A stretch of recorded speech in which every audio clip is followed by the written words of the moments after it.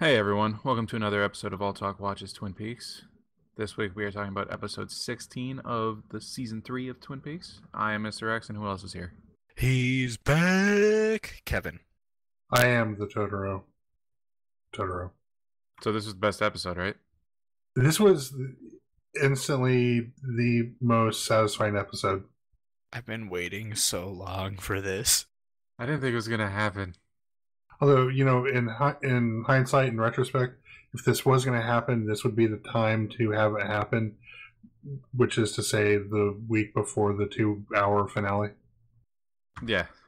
Yeah, it's better now than in that 2-hour finale. So should we start with the beginning? Yeah, well, let's just... Or do we have like a comment? Or email or anything? Yeah, we have a comment. So, last week we were talking about Judy and not really understanding where, who Judy was or anything about Judy. And we couldn't remember if it was a reference to something previously. So, our good buddy Rosenfield 10, who points out, who helps lead us in some good directions, says Judy was only mentioned in Fire Walk with Me in the scene shown in the flashback with Bowie. Rumor has it Judy was originally written as Josie Packard's twin sister, but this has never been officially written in the show. In the missing pieces, Jeffries receives a message from, quote, Judy, end quote, at a hotel reception desk in Buenos Aires before he unknowingly time travels to the FBI office in Philly. Judy seems to be an FBI agent/agent working with Jeffries. I think it's Diane. Other guesses are Judy is Garland Briggs and Julie is Nido, which Nido is the woman that they brought back from Jack Rabbit's palace, who is now in the Twin Peaks Sheriff's Jail. So interesting. Yeah, I don't know that. I think that we can rule out Diane now. Maybe, probably. Can we? Well, we'll get there. Maybe. Who knows? But I kind of like the idea that it's Nido. Too bad it's not Dido. Because she is important and people are looking for her, and we must protect her. Yeah. And Kevin, I want to thank you for the best days of my life with that Dido reference. Okay, good. Okay. X, do you want to kick it off? Sure. The episode starts with Doppelcooper driving down a dark road, and he says, I'm looking for a place. Do you understand a place? He asks Richard, he says he was given coordinates, and two people gave him the same coordinates, and then Richard says they should check out the coordinates that he was given twice. Which kind of makes sense to me. Yeah. Unless those two people are in cahoots. Exactly. You gotta throw people off. Yeah, so then they get to this spot, and he gives Richard like a GPS. It says it'll beep when you get close, and then make a solid beep sound when you are on it. Yeah, so it looks like it's kind of like a big rock or a big boulder or something. And while this is happening, Ben shows up. No, Jerry. Jerry. See, Ben and Jerry? Wait, what? Jerry is the one character whose name I actually remember. Yeah, I just know that it's not Ben. And he starts looking down the wrong end of a binocular. But he somehow sees it. Yeah, and it's at an angle, so you technically shouldn't be able to see anything. Because it's not a periscope. Jerry is a magical being. Yep. But yeah, I like Jerry knows how to use a pair of binoculars better than anyone else. Yeah. So then back to Richard. He is climbing on the rock and gets to the spot, and then stuff starts happening. And then how would you describe it? I would describe it as basically. Yeah. Yeah, there's like electricity sounds, and like there's lights coming off of them. And it was just the best. Yeah, and then he basically gets vaporized, and then Doppelcoop says goodbye, son. Yep. Yeah, confirming it. Yeah. Which I feel like that was something of a gimme. Yeah. I mean, with him being a shithead. Yeah. And then Jerry says bad binoculars or something. Or something Yeah, happened he with starts binoculars. getting mad at him. Yep. He's somehow still stoned. How much drugs did he do? All of them? Yes. And then Doppelcooper sends a text to Diane. And it's just like a smiley face at all. Which I didn't quite understand that, but I knew whatever it was kind of struck fear into the heart of Diane. Well, eventually, it doesn't go straight to Diane, though. The next scene isn't Diane. It takes a little while to get there. Like, first, we have Tim Roth and Jennifer Jason Leigh waiting in the van. Hutch and Chantal. Yes. Oh, the waiting in the van outside Dougie Jones' house. And while they're waiting, the FBI shows up. And the guy yells at Wilson again. Yeah, it looks like nobody's home. It just, that FBI boss for Las Vegas, that's like how I would be if I were like in that position. Especially if I was one guy and just shout at him randomly. Well, just like it's almost like that guy is Wilson is the FBI equivalent of Candy, but just doing kind of stupid stuff randomly. Is he doing stupid stuff? Well, kids. That's true. But the first time he got yelled at, all he said was, "How are we supposed to find him?" Well, that's their job. It is. They're the federal. There are 3 words in the letters for FBI, and the last one is key. Federal Bikini Inspector? That's what the shirts say. Correct. Let's move on. So then it goes to Dougie Jones. Mr. Jackpots. He's in the coma. And then the Mitchums show up bringing flowers and explain what finger sandwiches are. Sandwiches made out of fingers. And then they say they're going to stock Dougie's house with food. You know, those Mitchums seem all right. They do seem all right. Yeah. Unless you're on their bad side, and then they'll maybe kill you. Unless you have cherry pie. Cherry pie. And a check for millions of dollars. But mainly cherry pie. I mean, that cherry pie looked pretty good. Cherry pie. Anyway. Yeah, so I don't think anything real major happened in that scene. No. It just sets them going. It sets them going up to Dougie's house. Yeah. Which sets up the next. The best scene up to this point, maybe in the show. Oh man. Because it was just so out of nowhere. Kevin, you wanna? Yeah. So what? So this is your favorite scene. They get there. They get out. The assassin's still sitting in the van, chatting it up, seeing like who is this? You know, confused as hell basically about what's going on. And then some guy pulls up in some like O2 C-Class Merc, and he's like, "You're blocking my driveway." Well, of course I would. I think it's a C230. But anyways, and they're like, "Oh, what's it? What's her character's name?" Chantal. Chantal, like, she's like, "Fuck you, I'm not moving." And so the guy's like, "All right." So he backs his car up, rams it into the front of their like painter's van, and is just flooring it. And then while he's doing that, she just pulls the gun, shoots at him. He stops, gets out, and then you're like, okay, something's gonna happen, because he pops the trunk, and then he pulls a gun and starts shooting at them. Yeah, and it's like a fully automatic pistol. Yeah, with like this super high capacity clip. It all in the meanwhile, the two FBI agents are just sitting like 3 houses down, seeing everything straight on. And then they try driving away. Yeah, and the Mitchums are like, "What's going on?" They run outside and they see this like gunfight taking place, and they're like, "Hold on."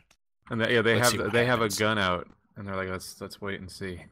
And then they try and get away, but this random dude just starts blasting the van and just murders them. He puts like 200 bullets into that van. All again in the meanwhile, the two FBI guys are just kind of chilling, watching it, and then they're like, okay. After it like quiets down, the guy like kind of puts his gun down, and then they pop out and they're like, "Oh, FBI." Yeah, the FBI says, "Put your gun down," so he puts his gun down and puts his hands up. And then Mitchums are just like, "Okay, we're fine. Put your gun away." People are under a lot of stress. It says bad neighborhood or something like that. Yeah. And then people are under a lot of stress. Oh man, that was just so like out of nowhere. It was so good. Okay, and then to the next best, and now to the best scene of the series.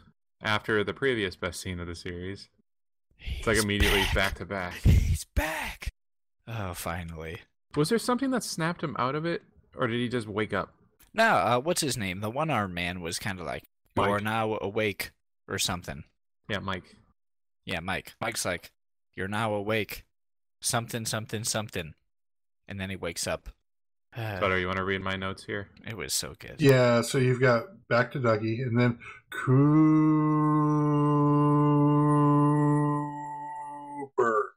And then, I was excited. Yeah, no, you were very excited. How could you not be? I can't blame you. So, and then Coop gets the ring with the "you don't want to know about that" symbol on it for the Black Lodge. Yeah.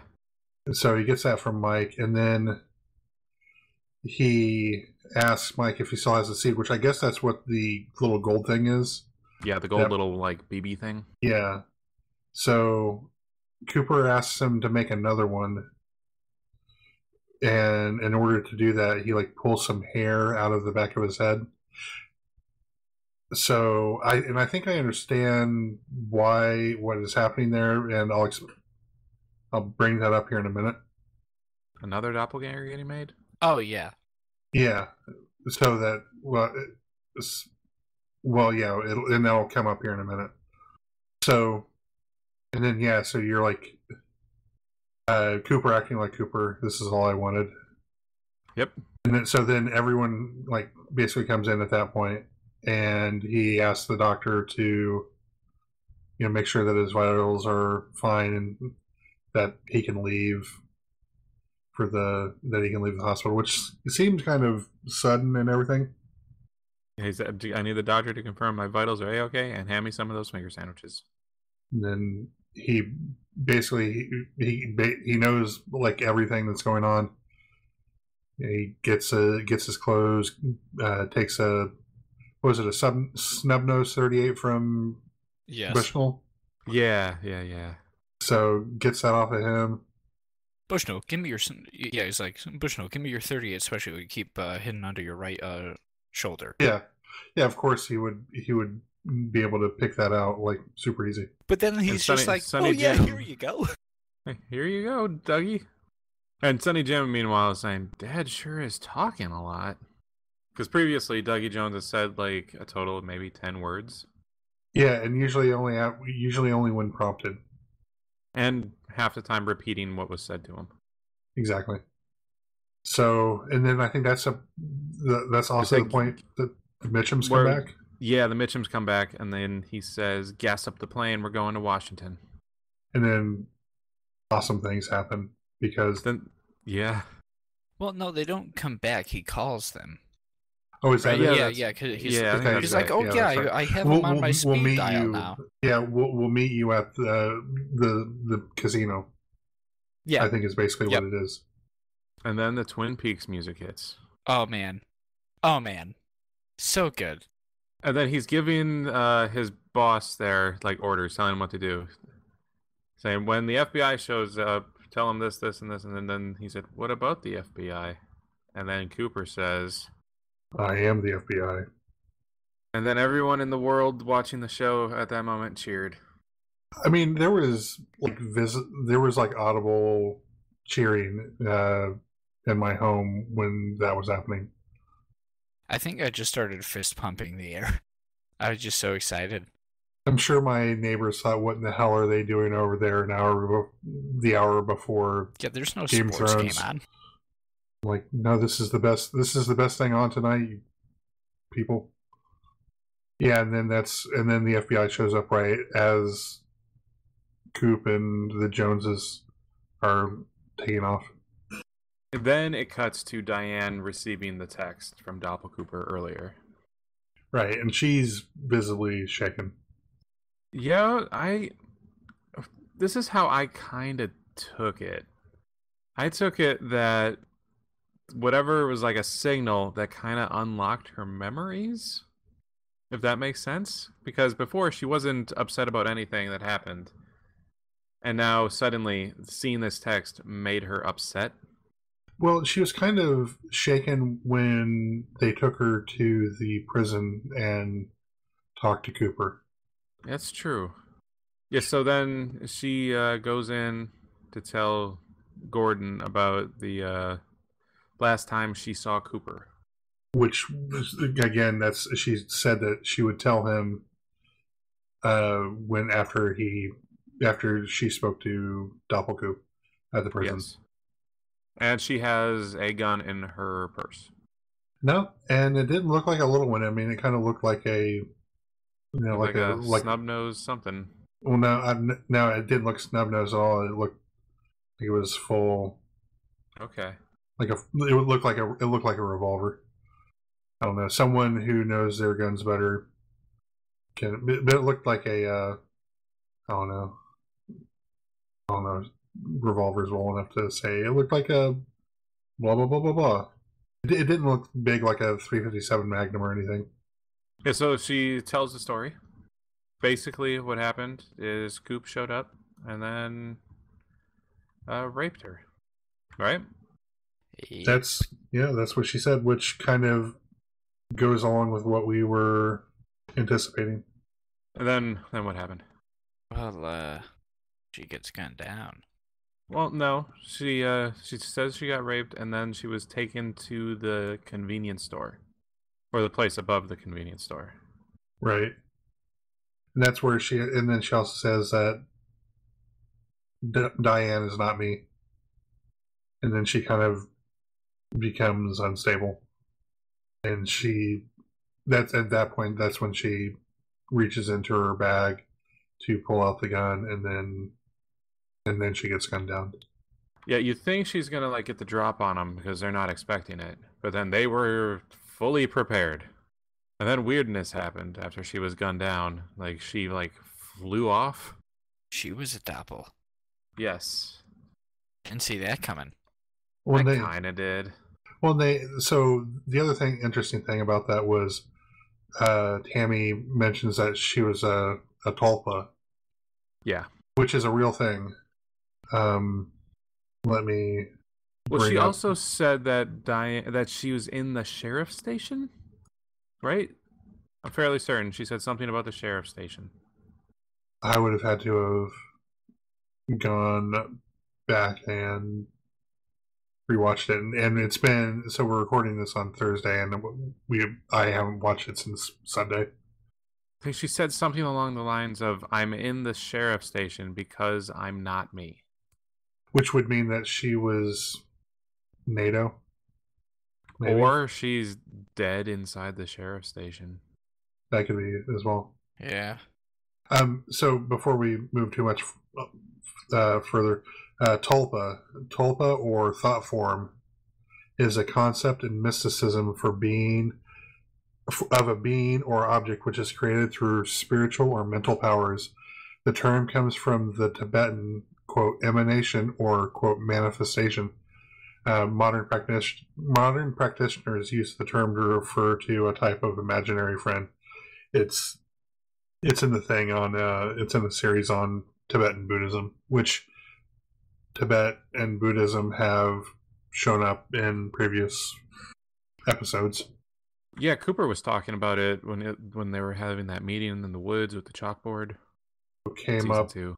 I think it also came up at when the real best scene of the entire series, when it was a great scene when Andy stepped on the board and hit himself in the face. Yeah, that was the best. So then it showed Diane in the Black Lodge. Was that the Black Lodge? No, because Mike was there. Yeah, Mike was there. She went back to the regular place. Yeah, and then she had a bad case of weird special effects happen. Well, no, first she goes, yeah, fuck you. That's a good last line for her. And then bad special effects, yeah. But she turned into a little gold ball. Yeah, she turned into a seed. I think confirming that she was a tulpa. I like that they're actually doing things with this that are grounded in, I don't want to say reality, but grounded in Real mysticism. Yeah, so yeah, it's not that they're not making stuff up on the fly, which I think Lynch is an actual Buddhist or does transcendental meditation. Yes, I do recall reading he does something like that, yeah. So then we get some more Coop action, right? Back at the casino. Yep. He's gotta say his goodbyes. But That'd be weird for him because he's not Dougie Jones, but it seems like he knows everything Dougie Jones should know. when he cares. Yeah, he's a good guy. So what I think this is where the other seed is going to come in. Yep. And that other seed is going to replace Dougie, basically. Well, it's going to Dougie be Jones. another Dougie Jones. Yes. The only thing, though, are they going to modify Dougie Jones? Because from what I recall, he was not really a good guy. Or at least, without his gambling problem. And prostitute problem. And his plus. Yeah, Jade Couture rides. Oh, yeah. And I feel like he had other issues, but yeah. But yeah, he says his goodbyes. But also, before he got into I love you, Latino, Sonny Jim. he was talking to the Mitchums. And they were saying how they don't really have the best relationship with the police. Yeah, they're going. Yeah, he said something to the effect of, "We're going to a sheriff's department in Eastern Washington or in Washington somewhere." It's like, yeah, we're not really typically welcome in those types of establishments. Well, and then too, after he like reassures them and steps off, they're like, "Man, he sure is talking a lot." Yeah, it must be side effects. Yeah. Yeah, and what he said about them was he is witness to the fact that the Mitchums have hearts of gold. Well, yeah, that was after he like told them all that he's in the FBI and all that. Yeah. Then it's back to the Roadhouse, and I feel like Totoro can take it from here. Yeah, so they introduce Edward Louis Severson III, which is the birth name of one Eddie Vedder. Did you know that beforehand? Oh yeah. Okay. I figured you did. Of course he did. So that's I knew that. I'm not super familiar with the song that he did though. I don't know what I was expecting him to play, and there's part of me was actually kind of surprised that he even played with a guitar, but I figured he might play with a ukulele. No, that was actually a good song. I enjoyed it. Yeah, I was happy. That is the one that I have been waiting for them to do. The one credit that I saw that was like, hey, this hasn't happened yet. And I forget who it was, but there was some speculation that there was someone who basically there was like a member of the cast, and it may have been someone like Sherilyn Fenn, who got David Lynch to bring Eddie Vedder in. But I've been treated to the fact that like on all of the no, I'm sorry, it was Laura Dern who did that. But I've been treated to on all of the groups that I'm a member of, like around for Pearl Jam. They've all been posting that scene of him performing that song. But it was good. So, but that made me really happy. But then it's really weird because Audrey makes it to the Roadhouse finally. Or does she? Yeah, about that. I did like that they had Audrey's dance with Audrey's music. Yep. And then a fight breaks out after she's done, like halfway through. And then she's like, "We gotta get out of here." And then it cuts to her like looking in a mirror, like in like a white room. Yeah, in a white room. She screams. Yeah, that she screams. And credits. So, has there ever been any scene that's actually happened in the Roadhouse? Or has it all been in Audrey's mind? I guess we'll find out. Well, maybe it's every scene where it has been that involves Audrey has been a dream. Or has been some Maybe. sort of... Because, I mean, that kind of jives with the thought that she never made it out of the hospital, maybe. Yeah. And why James would be playing a song at the Roadhouse? With Well, Nine Inch Nails and Eddie Vedder? Yeah, and... Well, the only thing with that I could think... And Moby. Unless she's, like, locked up somewhere, and maybe it's just music she's hearing from other people. You know, like if she's being held captive kind of thing. And so, like, that's just maybe someone in another room listening to music, and that's how... a la, what was that bad movie with the... what is that movie? By Prometheus. Scott Snyder. Oh. With the girls. Sucker Punch. Oh, Sucker Punch. Yeah. A la Sucker Punch, where, like, that movie was a whole, like, their lives, they're in this, like, awful place. So they imagine these crazy things. So the only thing I can think of that would suggest otherwise, that maybe the Roadhouse, all but this one, has been real, is the fact that Freddy was there. And we've seen Freddy outside of the Roadhouse. Right. And we've also seen Chad outside of the Roadhouse. Yeah. What if Audrey is Nido, because then she would be in the prison or in the jail, and she would be near James, and James could have, like, triggered something in her mind, and then maybe it's not, like, quite linear. Hold on, I'm spitballing. Yeah, I don't know. Worth noting, though, so confusing. The credits were playing Audrey's song, but it was in reverse. Yeah, and, like, even the video was in reverse. Yeah, so I think maybe that could be Black Lodge, because usually when you see the Black Lodge, it's in reverse. Or there are certain things that are in reverse. Yeah. So maybe she's in the Black Lodge? Could be. But she was in, like almost an asylum kind of room. Yeah. Like, it was just white all around, except for the mirror. And that was just like a circular, like, vanity mirror, like you'd see on a... Oh, it was a good episode, though. It answered some questions. Finally. Brought up some new ones. Brought up some new ones. We got the best FBI agent ever back. Not Wilson. I think you're being too hard on Wilson. I don't know, man. So... finale. So, yeah, this upcoming finale, what do you guys think the odds are that it ends on the cliffhanger? God, I'm not gonna lie. 99%. If it does, I'm going to be pretty mad. Like, I'd be fine if they left some things unanswered, but, like, not a season 2 kind of cliffhanger. If it's a season 2 kind of cliffhanger, I don't even know. I think this is how it's gonna end. Cooper is going to be in the black... Well, no, he's just going to be in, like, a hotel room, and he's going to have killed Doppelcooper. And then Annie kicks the door down, and she's holding a gun and says, "Let's get to work," and then fade to black. Okay, that would be good.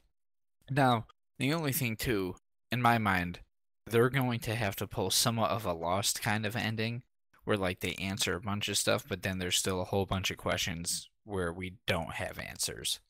Because there's no way they can answer everything. Just the big question, the biggest question of all is, how's Annie? Has any character on this show even mentioned Annie yet? No. Are we to assume that Annie was not okay and that Annie is dead? I mean, stranger things have happened. That is true. I just want to know. If they don't mention Annie in the next 2 episodes, Kevin, how upset will you be? I don't know. There's a lot of things that could upset me. I just want Coop to win, Annie to show up. I still want... They better explain what the hell that box thing was in the first episode that was just recording. I still have no clue what that was. I give it a 0% chance. I think it's something that... Like, I feel that that's been sufficiently answered. What? And well, so it was something. It was something that was set up by Doppelkoop to that he knew. Was it Doppelkoop? I have to think so. That's what I think. But it'd be nice to like. It'd be nice to say, hey, sure. Doppelkoop or your doppelganger had this place in New York. Therefore, we should sell it, and then you can live off. Or even when they're confronting one another, they'll probably have some nice little chat. If it gets mentioned where it's like, you thought you could trap me in that, whatever you made, but you weren't able to hold me, or something like that. Just something that gives like, I just want closure, because I don't know if the show would get picked up for another season. It's not happening. I don't think it can happen. Exactly. Well, that's the other thing. So, I mean, when we get up to this when we get to this finale, I mean, this is going to be it for Albert. Yeah. Because, and like that was one thing that when we knew that Miguel Ferrer had passed away, I wasn't expecting him to be in this a whole lot, but he's featured extremely prominently. They had finished filming the series, I guess. Yeah, at least probably anything he did, I guess. But I mean, and there's still, other spin-offs they could do, I guess, if they wanted. But I mean, they basically said there's this universe version of the X-Files. They did set that whole thing up. Yeah, so you could get a young Gordon. Get David Duchovny in there. No, he's too old. David Duchovny. I mean, I'd be fine with something like that. Like if they had something set up where where they had Tammy going around doing some interesting things, I think that'd be neat. But I think she's a music performer in her own right. So, well, and again, you have they set it up where it's Gordon and Bowie were the first two who witnessed this, and they're the ones who started it. So in a way, you could kind of have try and cast young versions of them if you wanted to do something like that. But no, I don't know. I just no cliffhangers, just some nice closure, some good coffee, some good pie. That's all I need. So, do you guys have any plans to do something interesting to watch the finale? No, I think I'm just gonna watch it. Curl up in a ball. I mean, that might be the response to having seen it. No, that'll just be the entire time. Like so like my wife and I, we were discussing it. It's like, and I've been saying it to her for weeks. It's like, okay, for the finale, we need to go to the baker and get a cherry pie. That's not a bad idea. I would drink coffee, but I hate coffee. Or you could get donuts. Oh, I could get donuts would be good. I like your thinking. Butter and brie sandwich. And we need to stop this train of thought right now. Okay, I'm gonna wrap up. Thanks for listening. Oh wait, what? Just really quick, I wanted to say, how great would it be instead for the last 20 minutes if he just trolled everyone and played that nuke footage again? That would be more than 20 minutes. Just do it like an hour straight. Okay, sorry. Finish up. Okay, thanks for listening. If you like this, rate us on iTunes and on YouTube. Give us the old thumbs up. Leave comments. We like reading them. And send us tweets at Alltalk Podcast. Also listen to the Alltalk Podcast and Geekbox and Manga Machinations and Comic Conspiracy. And thanks for listening. We'll see you next week.